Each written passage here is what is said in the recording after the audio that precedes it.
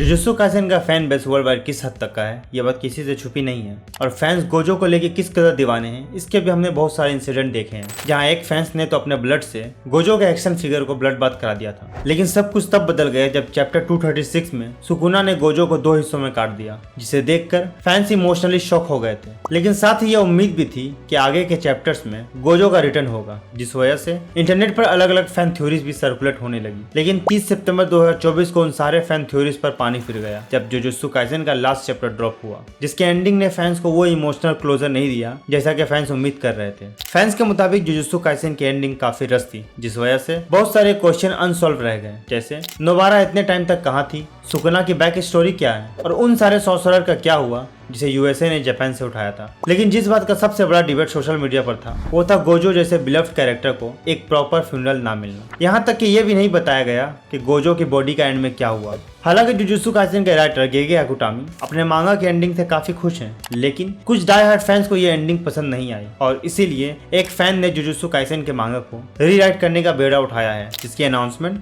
उसने इंस्टा और एक्स पर एक पोस्ट डालकर की। ये फैनमेड मांगा ओरिजिनल जुजुत्सु काइसेन के चैप्टर 236 के बाद की स्टोरी को एक्सप्लोर करेगी। यानी ये मांगा उस मोमेंट से स्टार्ट हुई जब सुकुना ने गोजो को 2 हिस्सों में काट दिया था और इस फैनमेड मांगा का नाम जुजुत्सु नो काइसेन होगा। पोस्ट के मुताबिक इस फैनमेड मांगा में सारे कैरेक्टर को एक परफेक्ट स्टोरी आर्क दिया जाएगा with some amazing visual and great scenario और साथ ही एक एक्साइटिंग बैटल और ग्रेट एंडिंग की भी प्रॉमिस की गई है। इस फैन मांगा का पहला चैप्टर 1 जनवरी 2025 को ड्रॉप होगा और उसके पहले चैप्टर में टोटल 30 पेजेस होंगे और साथ ही ये ओरिजिनल मांगा के कुछ इवेंट को शॉर्ट में समराइज भी करेगी न्यू इवेंट में जंप करने से पहले। इस न्यूज के आते ही जुजुत्सु काइसेन के फैंस 2 ग्रुप में बढ़ गए हैं, जहां एक तरफ कुछ फैंस जुजुत्सु काइसेन की एंडिंग का एक अलग पर्सपेक्टिव देखना चाहते हैं, वहीं दूसरी तरफ बहुत सारे फैंस ऐसे हैं जो इसे गेगे अकुटामी के काम और उसके विजन की डिसरिस्पेक्ट कह रहे हैं। फैंस के मुताबिक किसी भी मांगा का असली क्रिएटर ही अपने क्रिएशन का एंड डिसाइड कर सकता है और फैंस को उनके विजन की कदर करनी चाहिए, चाहे आप उसके विजन से खुश हो या ना हो। ऐसा नहीं है कि ये एनिमे कम्युनिटी में पहली बार हो रहा है, इससे पहले भी फैंस बहुत सारे मांगा की एंडिंग से डिससेटिस्फाई हुए हैं और फैन रिटर्न मांगा भी आई है,